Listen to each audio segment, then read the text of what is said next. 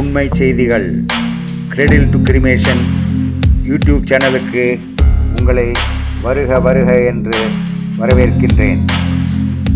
இங்கே மட்டும்தான் நாம் பல்லுயிர் பாதுகாப்பை சந்திக்கின்றோம், எப்பொழுதும் சிந்தனை செய்கின்றோம்.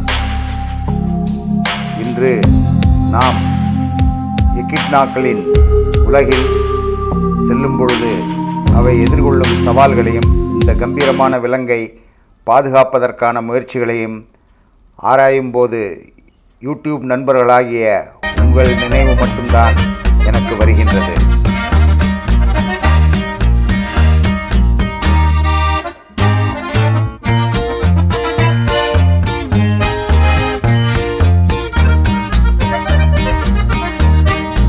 எக்கிட்னாக்கள் முட்டையிடும் பாலூட்டிகளான மானோட்ரீம்களில் ஒரு வகை. அவை தடித்த முட்டைகளை கொண்டுள்ளன. அவை உண்மையில் விரிந்த கடினமான முடியின் வடிவமாகும். முதுகில் கூர்மையான முட்களால் மூடப்பட்டிருக்கும். அவை எறும்புகள், கரையான்கள் மற்றும் பிற பூச்சிகளை பிடித்து சாப்பிடும். நீண்ட ஒட்டும் நாக்கை கொண்டுள்ளன. அவற்றின் பாதுகாப்புக்கு அதன் முதுகெலும்புகள் பயன்படுத்தப்படுகின்றன. உலகில் 4 வகையான எக்கிட்னாக்கள் உள்ளன. அவை அனைத்தும் முட்டையிடும் பாலூட்டிகள் மற்றும் ஆஸ்திரேலியா, நியூசிலாந்து, நியூ கினியா போன்ற இடங்களில் காணப்படுகின்றன. குறுகிய மூக்குகள் கொண்ட எக்கிட்னா ஆஸ்திரேலியா முழுவதும் மற்றும் நியூ கினியாவின் சில பகுதிகளில் பரவலாக காணப்படுகிறது. மேற்கு நீண்ட மூக்குகள் கொண்ட எக்கிட்னா நியூ கினியாவின் மலைப்பகுதி காடுகளுக்கு சொந்தமானது. அடுத்தபடியாக சர் டேவிட்டின் நீண்ட மூக்குகள் கொண்ட எக்கிட்னா மிகவும் அரிதானது, ஒருவேளை அழிந்து வரும் நிலையில் உள்ளது. இந்தோனேசியாவின் பாப்புவா மாகாணத்தின் சைக்ளாப்ஸ் மலைகளில் மட்டுமே காணப்படுகின்றது. அடுத்தபடியாக கிழக்கு நீண்ட மூக்குகள் கொண்ட எக்கிட்னா நியூ கினியாவின் மலைப்பகுதிகளிலும் காணப்படுகின்றது. பெண் எக்கிட்னா தனது பையில் மென்மையான தோலால் ஆன ஒரு முட்டையை இடுகின்றது. எக்கிட்னாக்கள் முதுகெலும்புகள் வேட்டையாடுபவர்களிடம் இருந்து தங்களை பாதுகாக்கும்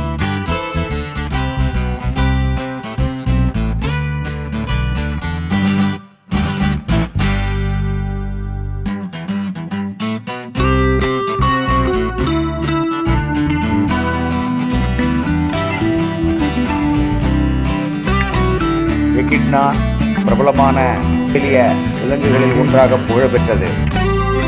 அழகான கூர்முனையான தோற்றம் மற்றும் கூச்ச சுபாகம் ஆகியவற்றால் வகைப்படுத்தப்படுகிறது. ஆனால் எக்கிட்னாவை பற்றி உங்களுக்கு உண்மையில் எவ்வளவு தெரியும்? நீங்கள் எக்கிட்னா பற்றிய உண்மை செய்திகளை அறிய விரும்பினால் தொடர்ந்து இந்த யூடியூப் வீடியோவை பாருங்கள். எக்கிட்னா முட்கள் நிறைந்த சிறிய விலங்குகளாகும். 20 முதல் 50 மில்லியன் ஆண்டுகளுக்கு முன்பு எக்கிட்னா பரிணாமித்தன. ஆனால் ஆராய்ச்சியாளர்கள் மற்றும் விஞ்ஞானிகளால் இன்னும் மிகவும் மர்மமாக கருதப்படுகிறது. இந்த மானோட்ரீம் இனம் ஒரு தனித்துவமான முட்டையிடும் பாலூட்டி. உலகில் உள்ள 3 முட்டையிடும் பாலூட்டி இனங்களில் எக்கிட்னாவும் ஒன்றாகும். நீங்கள் நம்புகிறீர்களோ இல்லையோ, எக்கிட்னாக்களுக்கு பல் இல்லாத தாடைகள் இருக்கும். ஆம், அது சரிதான். ஒரு பல் கூட இல்லை.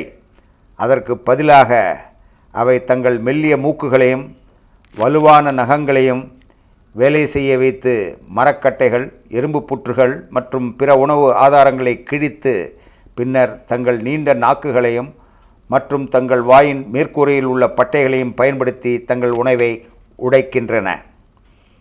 எக்கிட்னா ஒரு நாளைக்கு சுமார் 40,000 எறும்புகள், கரையான்கள், புழுக்கள் மற்றும் பூச்சி லார்வாக்களின்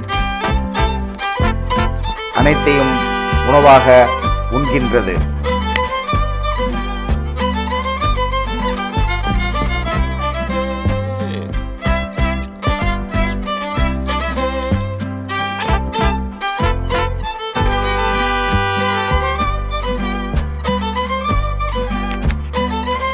உலகில் உள்ள அனைத்து பாலூட்டிகளிலும் எக்கிட்னாக்கள் இரண்டாவது மிக குறைந்த உடல் வெப்பநிலையை கொண்டுள்ளன.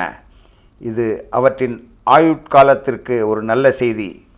சராசரியாக அவை சிறைப்பிடிக்கப்பட்ட நிலையில் 50 ஆண்டுகள் வரை மற்றும் காடுகளில் 45 ஆண்டுகள் வரை வாழ்கின்றன. இது முதன்மையாக அவற்றின் குறைந்த உடல் வெப்பநிலை மற்றும் மிக மெதுவான வளர்சிதை மாற்றத்தால் ஏற்படுகிறது. இந்த கூரான சிறிய உயிரினங்கள் அவசரமாக எங்கும் செல்ல விரும்புவதில்லை. அவசரம் நிச்சயமாக எக்கிட்னாவின் வாழ்க்கையில் இல்லவே இல்லை.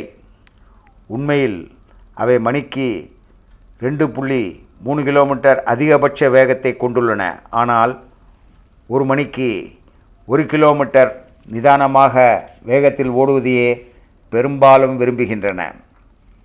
முன்னர் குறிப்பிட்டது போல எக்கிட்னாக்கள் மிகவும் அரிதான மோனோட்ரிம் வகையைச் சேர்ந்தவை. இவை முட்டையிடுகின்றன. முளைக்காம்புகள் இல்லை என்பதால் மற்ற பாலூட்டிகளிடம் இருந்து வேறுபட்டவை. ஒரு பெண் எக்கிட்னா தனது பையில் முட்டை இட்டவுடன் அது சுமார் 10 நாட்கள் அடைகாத்த பிறகு குஞ்சு பொரிக்கும். ஒரு குஞ்சு குருடாகவும் மற்றும் முடியில்லாமலும் வெளியே வரும். பிரசவத்திற்கு பிறகு முதல் 7 வாரங்கள் அவை தாயின் பையில் கழிக்கின்றன. மேலும் அவற்றின் முதுகெலும்புகள் வளரத் தொடங்கும் பொழுது மிக பெரியதாகவும் முட்கள் நிறைந்ததாகவும் மாறும்போது ஒரு குழியில் விடப்படுகின்றன. உணவு நேரத்தை பொறுத்தவரை குட்டிகள் அவற்றின் தாயின் பையில் உள்ள பால் திட்டுக்கள் எனப்படும் சிறப்பு சுரப்பிகள் மூலம் உணவளிக்கப்படுகின்றன.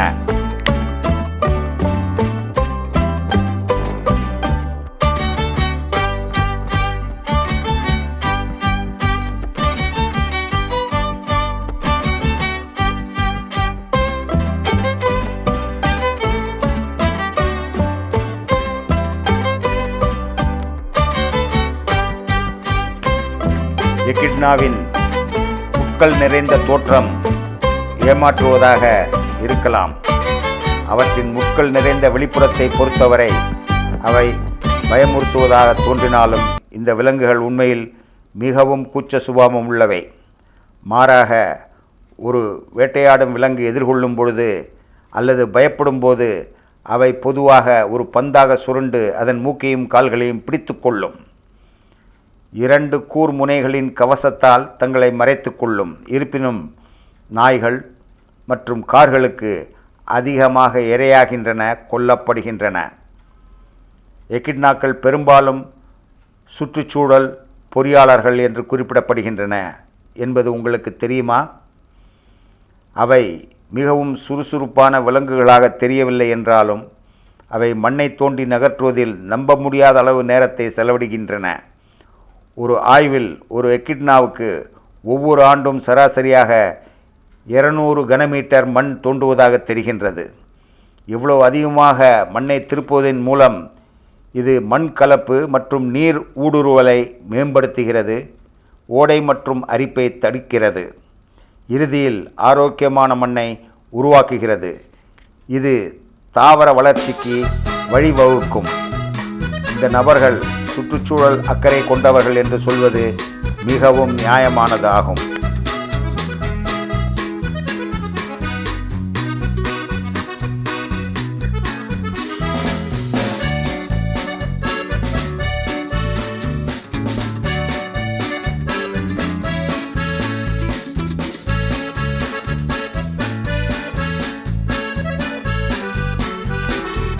எக்கிட்னாக்கள் ஆஸ்திரேலியா மற்றும் நியூ கினியாவில் மட்டுமே காணப்படுகின்றன. எக்கிட்னாக்கள் ஆஸ்திரேலியாவில் உள்ள எந்த பூர்வீக பாலூட்டிகளையும் விட பரந்த அளவில் பரவியுள்ளன. மேலும் ஆல்பைன் புல்வெளிகள், கடலோர காடுகள் மற்றும் உட்புற பாலைவனங்களை விரும்புகின்றன. எக்கிட்னாக்கள் மிகவும் தனிமையான விலங்குகள், ஆனால் அவை பிராந்திய ரீதியாக செயல்படுவதில்லை மற்றும் தங்கள் வீட்டு வரம்பை தங்கள் வகையான மற்றவர்களுடன் பகிர்ந்து கொள்ள தயாராக உள்ளன. ஆண் எகிட்னா பின்னங்கால்களிலும் ஸ்பர்கள் உள்ளன, ஆனால் விலங்குகள் அவற்றின் ஸ்பர்களை முற்றிலும் மாறுபட்ட காரணங்களுக்காக பயன்படுத்துகின்றன. ஆண் எகிட்னாக்கள் இனப்பெருக்க காலத்தில் மற்ற ஆண்களுடன் போட்டியிட உதவுவதற்காக தங்கள் ஸ்பர்களை ஒரு விஷ ஆயுதமாக பயன்படுத்துகின்றன.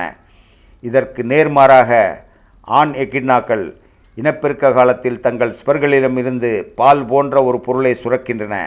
விஷமாக செயல்படுவதற்கு பதிலாக எகிட்னா பொருள் வாசனையை தொடர்புக்கான ஒரு வழியில் செயல்படுத்தக்கூடும் என்று ஆய்வில் கண்டறியப்பட்டுள்ளது. எகிட்னாக்கள் பகலில் சுறுசுறுப்பாக இருக்கும், ஆனால் வெப்பமான மாதங்களில் வெப்பத்தை தவிர்க்க அவை பெரும்பாலும் இரவு நேரமாக மாறும். எகிட்னாக்களின் உடல் வெப்பநிலை 32 செல்சியஸ் மற்றும் வளர்சிதை மாற்றம் மிகவும் மெதுவாக இருக்கும். எகிட்னாக்கள் 50 ஆண்டுகள் வரை உயிர் வாழ்வதற்கான காரணங்களில் இதுவும் ஒன்று என்று கருதப்படுகிறது. எகிட்னாக்கள் குளிர்கால மாதங்களில் துளைகளில் உறங்கும். வருடத்தின் எந்த நேரமாக இருந்தாலும் அவை 25 டிகிரி சென்டிகிரேட் வெப்பநிலையில் இருக்கும்போது மட்டுமே ரெம் தூக்கத்தில் நுழைய முடியும். எகிட்னாக்களுக்கு பல்கள் இல்லை. கரையான்கள், எறும்புகள் மற்றும் பிற முதுகெலும்பில்லாத உயிரினங்களை மட்டுமே அவை உண்கின்றன.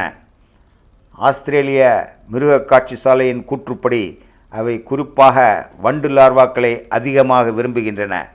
அவற்றின் வலுவான நகங்கள் திறந்த மரக்கட்டைகளை உடைத்து கரையான்களை பிடிக்க மிகவும் உதவுகின்றன. அவை அவற்றின் நீண்ட நாக்குகளால் எடுக்கப்படுகின்றன. அவை நீட்டினால் 18 சென்டிமீட்டர் நீளம் வரை அடையலாம் என்று ஆராய்ச்சியாளர்கள் கூறுகின்றனர்.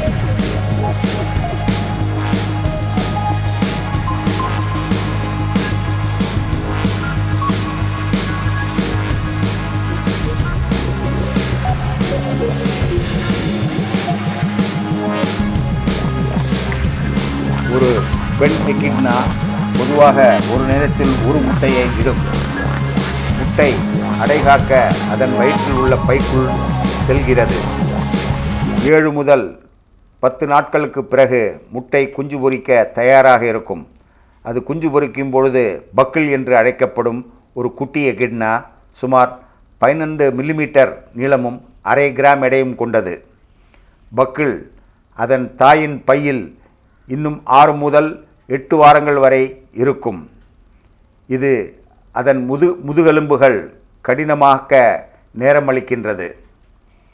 பக்கிள் நாய்கள் 7 மாத வயது வரை தாயின் பாலையே குடிக்கும், ஆனால் அவை முலைக்காம்புகளை உறிஞ்சுவதில்லை. தாய் சுரப்பிகள் வழியாக பாலை சுரக்கும் குழந்தை பாலை உறிஞ்சும். சர்வதேச இயற்கை பாதுகாப்பு ஒன்றியத்தின் கூற்றுப்படி மேற்கத்திய நீண்ட கொக்கு எகிட்னாவும் சர் டேவிட்டின் நீண்ட கொக்கு எகிட்னாவும் மிகவும் அழிந்து வரும் நிலையில் உள்ளன. மேற்கத்திய நீண்ட கொக்கு எகிட்னாவின் எண்ணிக்கை கடந்த 45 முதல் 50 ஆண்டுகளில் 80% வீழ்ச்சியை சந்தித்திருக்கின்றது. சர் டேவிட்டின் நீண்ட கொக்கு எகிட்னாவை பற்றி யாராலும் இதுவரை உறுதியாக சொல்ல முடியவில்லை. 1961 முதல் அதன் எண்ணிக்கை பதிவு செய்யப்படவில்லை. எகிட்னாக்களின் வாழ்விடம் அழிந்து வருவது அவற்றுக்கு ஒரு பெரிய அச்சுறுத்தலாக உள்ளது. காலநிலை மாற்றம் காரணமாக எகிட்னாக்களின் வாழ்விடங்கள் மாறும். இதுவும் ஒரு ஆபத்தாகும். சில வேளைகளில் எகிட்னாக்கள் வேட்டையாடுபவர்களால் வேட்டையாடப்படுகின்றன. எகிட்னாக்களின் வாழ்விடங்களை பாதுகாப்பது மற்றும் காலநிலை மாற்றத்தை எதிர்த்து போராடுவது ஆகியவை அவற்றுக்கு பாதுகாப்பு அளிக்கும் முக்கிய வழிகளாகும்.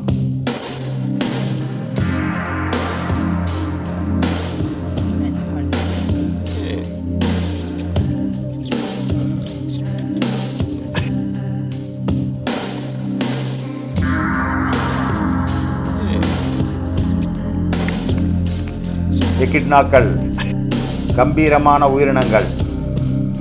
அவை அவற்றின் உயிர் வாழ்விற்கு ஏராளமான அச்சுறுத்தல்களை எதிர்கொள்கின்றன. பாதுகாப்பு முயற்சிகள், கல்வி மற்றும் சமூக ஈடுபாடு மூலம் நாம் ஒரு மாற்றத்தை ஏற்படுத்த முடியும். இந்த நம்ப முடியாத விலங்குகள் மற்றும் அவற்றின் வாழ்விடங்களை பாதுகாக்க ஒன்றிணைந்து நாம் செயல்படுவோம். பாதுகாப்பு முயற்சிகளை அதிகரிப்பதின் மூலமும் விழிப்புணர்வை பரப்புவதன் மூலமும் எகிட்னாக்களின் நீண்டகால உயிர் வாழ்வை உறுதி செய்யலாம். இந்த அற்புதமான விலங்குகளின் எதிர்காலத்தை பாதுகாப்பதற்கான இந்த முக்கியமான பணியில் நீங்களும் சேருங்கள். இந்த யூடியூப் வீடியோவை பார்த்து ரசித்ததற்கும் கிரெடில் டு கிரிமேஷன் சேனலுக்கு நீங்கள் கொடுக்கின்ற ஆதரவுக்கும் மிக்க நன்றி. எகிட்னாக்கள் மௌனமாக வாழும் ஒரு உயிரினம். ஆனால் அவற்றின் மீது நடக்கும் கடத்தல் மற்றும் வணிக வன்முறைகள் இந்த உலகில் மனிதர் காரணமாக நிகழும் பேரழிவின் ஒரு வெளிப்பாட்டாகவே இருக்கின்றன. இந்த மண்ணில் ஒவ்வொரு உயிரும் பாதுகாப்புடன் வாழ உரிமை உடையது. எகிட்னாக்களைப் போல் அரிய உயிரினங்களை நாம் காப்பாற்றும் பொறுப்பு ஒவ்வொரு மனிதருக்கும் உள்ளது. இந்த காணொளியின் மூலமாக எகிட்னாக்கள் குறித்து நீங்கள் புதிய தகவல்களையும் அவற்றை பாதுகாக்க எடுக்க வேண்டிய முக்கியத்துவத்தையும் உணர்ந்திருப்பீர்கள் என்று நம்புகிறேன். நான் எடுத்து வைக்கும் ஒவ்வொரு சிறிய நடவடிக்கையும் ஒரு உயிரினத்தின் வாழ்வுக்கு பெரும் பலனாக அமையக்கூடியது. நீங்களும் இந்த எகிட்னா பற்றிய விழிப்புணர்வில் பங்கு கொண்டு உங்கள் நண்பர்கள், குடும்பத்தினரிடம் இந்த விஷயங்களை பகிருங்கள். சந்தேகிக்கப்படும் விலங்கு கடத்தல் சம்பவங்களை வனத்துறையிடம் தெரிவிக்க முன்வாருங்கள். இயற்கையை பற்றி சிந்திப்போம், உயிரினங்களை பாதுகாப்போம். ஒரு வனத்தின் குரலாக நாமும் மாறுவோம். வணக்கம், நன்றி.